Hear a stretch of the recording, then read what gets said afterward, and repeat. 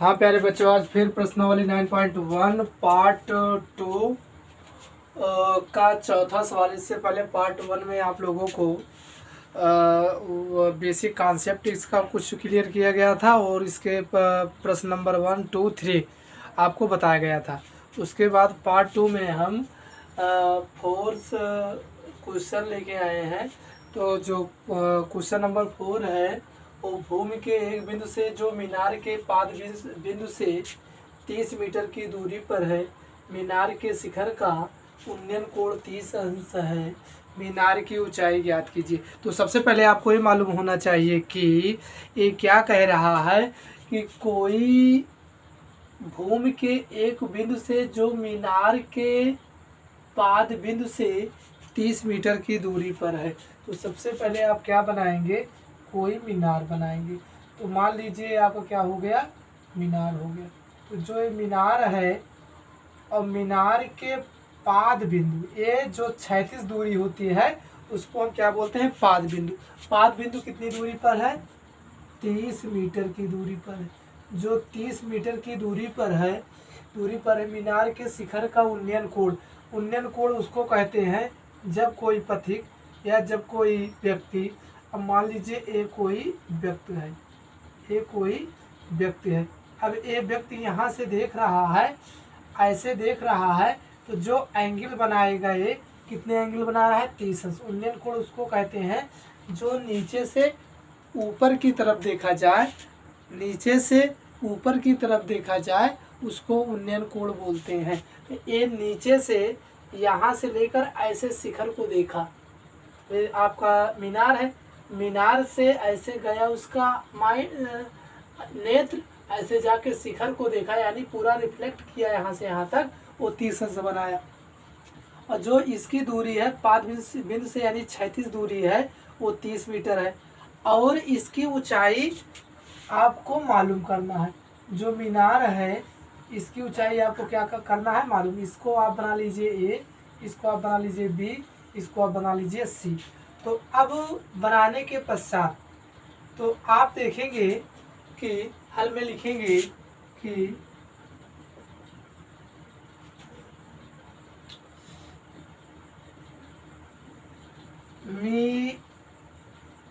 मीनार के पाद बिंदु से दूरी AB बराबर 30 मीटर। माना मीनार की ऊंचाई BC बराबर H मीटर और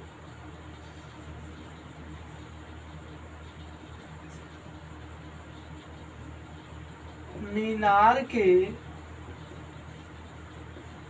शिखर का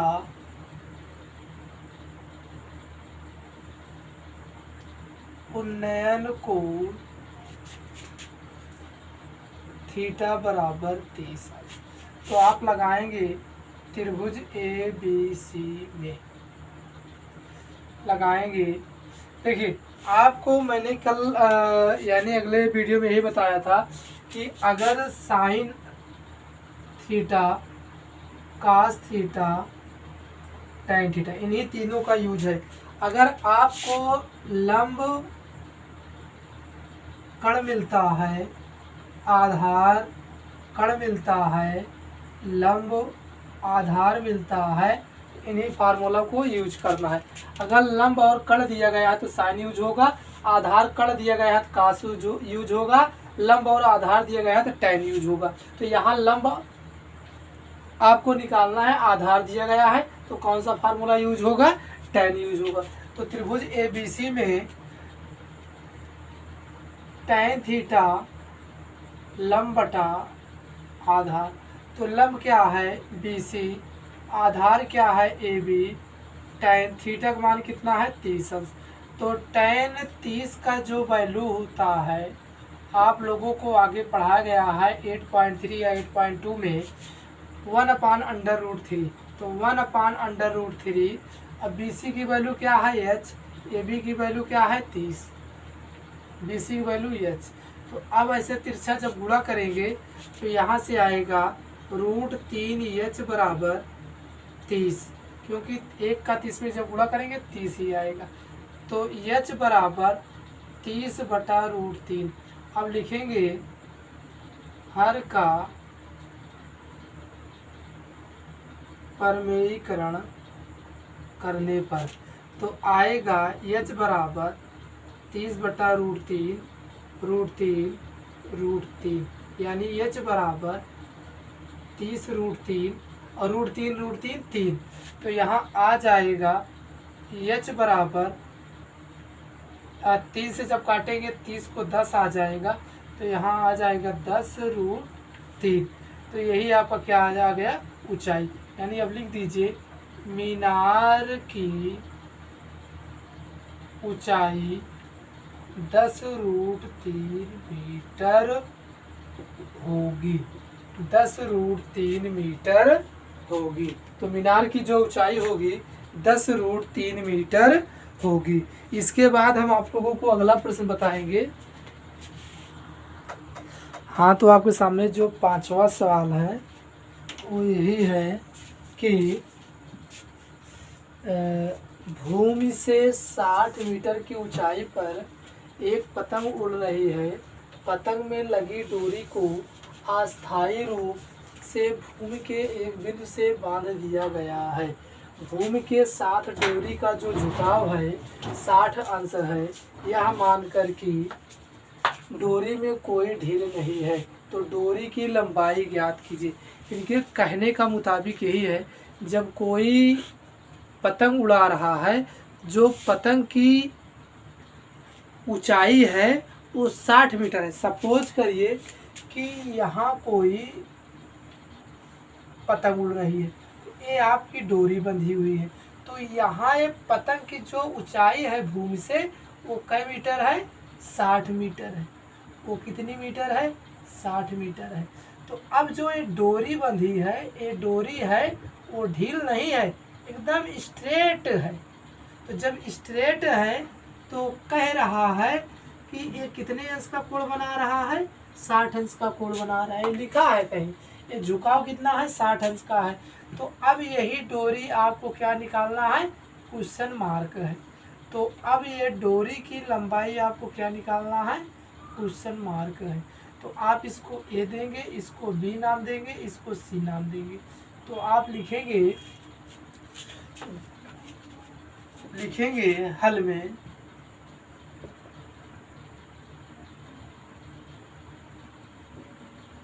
भूमि के पाद बिंदु से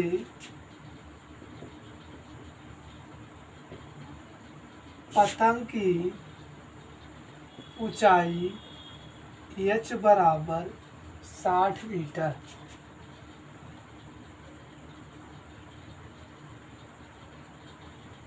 भूमि के साथ डोरी का जो झुकाव थीटा बराबर 60 अंश। तो डोरी की पतंग की डोरी की लंबाई AC बराबर क्वेश्चन मार्क। AC बराबर क्वेश्चन मार्क। उसके बाद हम लिखेंगे कि ये डोरी मुझे निकालना है। अब मान सपोज करिए कि कोई पथिक यहाँ जो डोरी है यहाँ किसी से बांध दिया गया। तो अब पतंग जो उड़ रहा है, यहाँ से पतंग उड़ रहा है, तो जो पतंग उड़ रहा है उसके पाद बिंदु यानी 36 दूरी से भूमि की जो पतंग की ऊंचाई है वो भूमि से 60 मीटर है। तो डोरी की लंबाई निकालना है और जो एंगल रोटेट हो रहा है वो 60 अंश रोटेट हो रहा है। तो आपको यही डोरी की लंबाई निकालना है। तो लिखेंगे आप त्रिभुज ABC में, त्रिभुज ABC में। तो अब आपको कर्ण दिया गया है, लंब दिया गया है। कर्ण और लंब में कौन सा फार्मूला लगता है? साइन का लगता है। साइन थीटा बराबर क्या होता है? लंब बटा कर्ण। तो आप कहेंगे कि साइन थीटा लंब बटा कर्ण। तो लंब यहाँ क्या है BC और कर्ण क्या है AC और देखिए यहाँ थीटा की वैल्यू क्या है यहाँ 60 अंश है। चलिए अब BC की वैल्यू क्या है यहाँ 60 मीटर है। 60 AC की वैल्यू क्या है मालूम ही नहीं है। तो साइन 60 का मान क्या होता है √3/2। तो 60 बटा AC यही लिख दीजिए कि हम जानते हैं साइन 60 √3/2 वैल्यू होता है। उसके बाद फिर हम लिखेंगे कि अब इसको तिरछा जब गुणा करेंगे, तिरछा गुणा करेंगे तो √3 AC और 2 गुणे 60 अंश। तो √3 AC या √3 इधर मल्टीप्लाई में उधर जाएगा डिवाइड में हो जाएगा। तो AC अच्छा दूनी 12 120 इधर क्या आ जाएगा √3। तो लिखेंगे हर का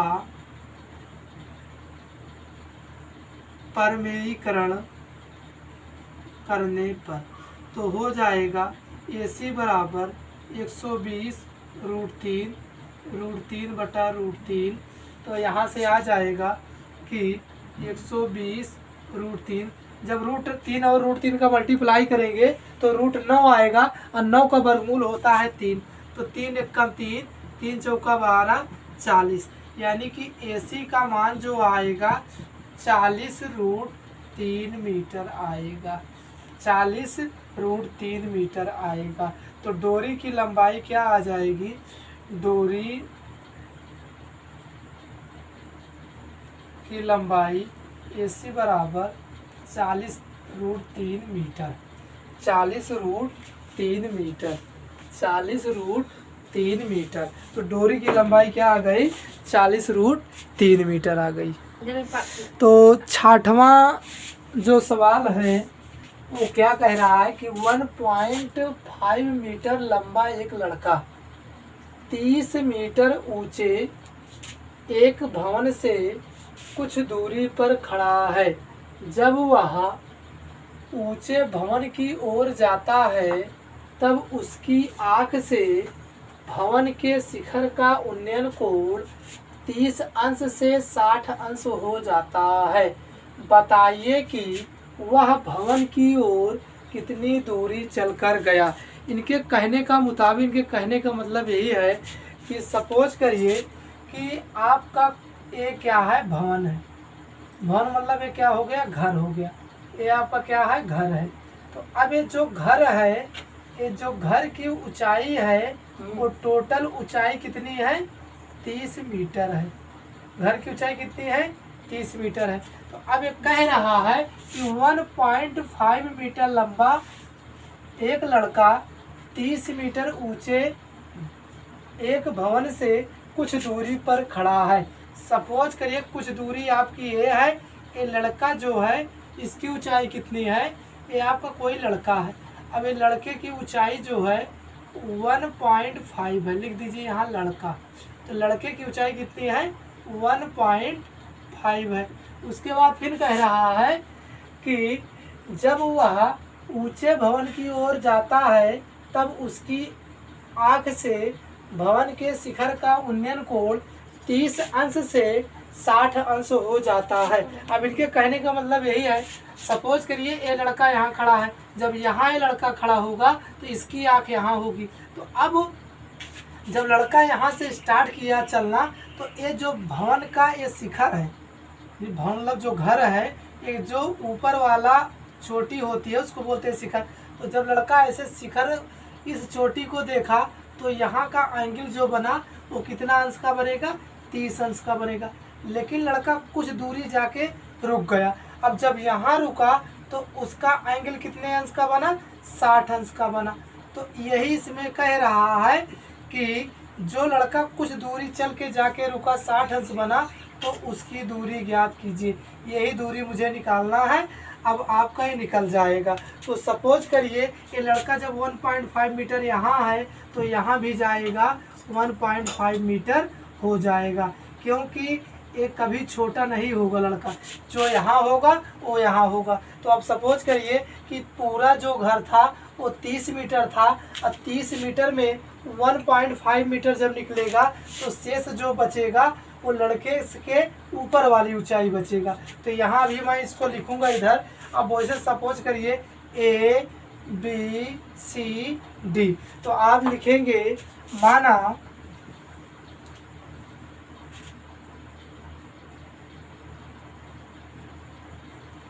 भवन की ऊंचाई यम, माना भवन की ऊंचाई MB बराबर 30 मीटर, लड़के की ऊंचाई AN बराबर 1.5 मीटर।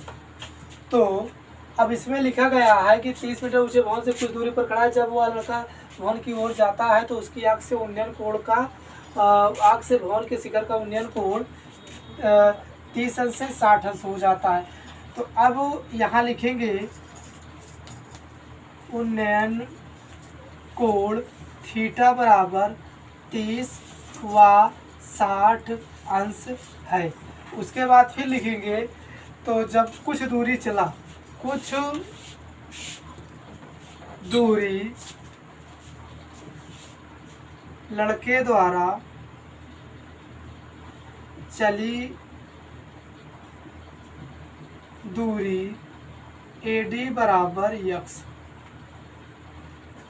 AD बराबर x मीटर। तो अब आप लगाएंगे, अब लिखेंगे त्रिभुज, यही आपको निकालना है, AD बराबर x मीटर। त्रिभुज ABD में ABC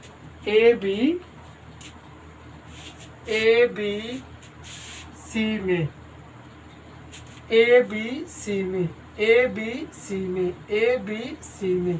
तो अब ABC में आप लिखेंगे, लेकिन एक चीज़ इसमें और मैंने थोड़ा त्रुटि कर दिया हूँ, इसको आप यहाँ लिख लेते हैं। तो जो शेष भवन की ऊंचाई है उसको आप लिखेंगे भवन की शेष भवन की ऊंचाई, शेष भवन की ऊंचाई BC बराबर हो जाएगा MB माइनस CM, BC बराबर MB माइनस CM। क्योंकि आप लोगों को पता है कि जो बड़ी दूरी होती है दोनों दूरियों के योग के बराबर होती है। तो BC निकालना है, CM को उधर भेजेंगे, MB में घट जाएगा। तो MB कितना है 30 मीटर, CM कितना है 1.5 मीटर। जो आपका AN होगा, AN बराबर होगा CM की। तो AN आपका 1.5 है तो CM भी 1.5 होगा। तो अब घटेगा तो यहाँ से जब सब्ट्रैक्ट होगा तो 28.5 आ जाएगा। कितना आएगा 28.5 आ जाएगा, 28.5 मीटर। तो यही देख लीजिए, थोड़ा हम बता दे रहे हैं। जब 30 में से 1.5 घटाएंगे तो पॉइंट लगाया जाता है। एक कैल्शियम लेकर 10 आएगा, 10 में से 5 जाएगा 5, यहाँ बचेगा आपका कितना 9 बचेगा, 9 में से 1 जाएगा तो 8 बच जाएगा, पानी के नीचे पॉइंट लगेगा, यहाँ 2 बच जाएगा, 28.5 ऐसे निकल के आएगा। तो ये भी लिख दिया। तो अब यहाँ लगाएंगे। अब आपको देखिए ये पूरी दूरी क्या है आपकी, क्या है AC है, ये पूरी दूरी क्या है आपकी AC है, और ये दूरी क्या है आपकी BC है। तो आप लिखेंगे त्रिभुज ABC में tan थीटा लंब बटा आधार। तो लंब क्या है आपका BC, आधार क्या है आपका AC, और tan आप कितना 30, tan 30 का मान होता है 1/√3, और BC की वैल्यू हमको पता ही नहीं है, AC की वैल्यू भी हमें पता नहीं है। तो अब इसको हम तिरछा गुणा कर लेंगे। क्या तिरछा गुणा कर लेंगे, ऐसे रहने देंगे। अब इसको ऐसे रहने देंगे। तो क्योंकि यहाँ मुझे दूरी पता है आपको पता है कि BC गुणे 28.5, तो BC का मान रखेंगे आप यहाँ रखेंगे 1/√3 और BC 28.5 यहाँ हो जाएगा AC, क्रॉस गुणा करेंगे तो AC बराबर 28.5√3 समीकरण नंबर 1। इसी प्रकार लिखेंगे त्रिभुज किसमें, BDC में। अब यहाँ भी लगाएंगे, यही दूरी निकालना है तो लिखेंगे tan थीटा लंब बटा आधार। तो tan आप यहाँ कितना आ जाएगा 60, लंब यहाँ हो जाएगा BC, आधार क्या हो जाएगा DC। तो यहाँ लिखेंगे कि tan 60 का मान √3 होता है, DC की वैल्यू यहाँ मुझे पता है 28.5 और DC मुझे पता ही नहीं है, क्रॉस मल्टीप्लाई करेंगे तो DC बराबर हो जाएगा √3 DC 28.5 या DC बराबर 28.5 बटा क्या √3। हर का परमीकरण कर देंगे, लिखेंगे हर का परमेयीकरण। जब हर का परमेयीकरण करेंगे आप लोग तो यहाँ निकल के आ जाएगा, आपका क्या निकल के आएगा कि DC जो आएगा 28.5 √3 तो यहाँ 28.5 √3 तो DC आ जाएगा। तो अब यहाँ से क्या निकलेगा, DC बराबर, अब 3 × 1 = 3, 3 × 9 = 27, 3 × 5 = 15, 9.5 √3। देखिए जब 3 से आप 28.5 को काटेंगे, 3 × 9 = 27, एक कैरी बचा, यहाँ जाएगा 15 हो जाएगा, 3 × 5 = 15, 9.5 √3 समीकरण नंबर 2 आ जाएगा। तो आपको क्या निकालना है, AD। तो अब आपका देखिए AC बराबर हम लिख सकते हैं जो पूरी लेंथ होती है। देखिए यहाँ थोड़ा आपको कुछ मिटाना पड़ेगा क्योंकि आएगा नहीं, तो हम क्वेश्चन ही हटा देते हैं, क्वेश्चन में कोई यहाँ मतलब है नहीं। अब आपको सवाल बता दिया गया है तो क्वेश्चन हटाएंगे तभी मजा आएगा, मिटा देंगे तभी इसमें कुछ समझ में नहीं आएगा। तो अब AC बराबर मुझे निकालना है, AC बराबर होगा AD धन DC, कुल लंबाई बराबर कटी हुई लंबाई का योग। तो अब AD पता है मुझे क्या है, x, यही मुझे निकालना है। DC की लंबाई, DC का मान मुझे पता है 9.5 √3, AC का मान मुझे पता है, एक ही मैंने लिखा था, AC का मान मैंने लिखा हूँ 28.5 √3, इसको मैंने रख दिया। अब जब रख दिया तो x बराबर, इसको हम इधर लेके जाएंगे तो माइनस हो जाएगा, तो x बराबर होगा 28.5 √3 माइनस 9.5 √3। तो देखिए अब 9 में से 0.5 कटेगा तो 0.50 आ जाएगा, √3 आपका वैसे लिखा ही रहेगा। तो 28 में से 9 जाएगा तो अब यहाँ से घटेगा, 18 में से 9 जाएगा तो 9 आ जाएगा 1। तो यहाँ से x की जो वैल्यू आएगी, x बराबर 19 √3 मीटर आ जाएगी। जो लड़का कुछ दूरी चला था, कुछ दूरी लड़के द्वारा चली गई दूरी, AD बराबर कितना आ जाएगा, x मीटर। तो AD की जो वैल्यू आएगी 19 √3 मीटर आ जाएगी। जो पहले समझने की कोशिश कीजिए, जब ये मकान था, मकान से कुछ दूरी पर लड़का खड़ा था तो उसकी चोटी को देख रहा था, तो वहाँ उसका एंगल 30 अंश बना। तो कुछ दूरी जाके चला, जब कुछ दूरी चला तो फिर देखा मकान को तो 60 अंश बना। तो जो कुछ दूरी चला था वही मुझे निकालना था, तो वो मेरा कितना निकल के आया, 19 √3 मीटर। इसके बाद देखते हैं अगला सवाल क्या है। तो प्यारे मेरे बच्चों, आप लोगों से यही आशा है, यही प्रेरणा है कि चैनल को सब्सक्राइब करिए, लाइक करिए, शेयर करिए, और जो पढ़ाने में मेरी त्रुटियां हों उसको आप लोग कमेंट बॉक्स में लिखिए, तो मैं कुछ समझ पाऊंगा कि मैं सही पढ़ा रहा हूं, गलत पढ़ा हूं, कैसे पढ़ा रहा हूं। तो आप लोगों से यही पूर्ण आशा है कि चैनल को सब्सक्राइब करिए, लाइक करिए, शेयर करिए, और जो पढ़ाने में मेरे कमी हो उसको कमेंट बॉक्स में बताइए। तो मैं आप लोगों को धन्यवाद करता हूं देखने के लिए। Thank you.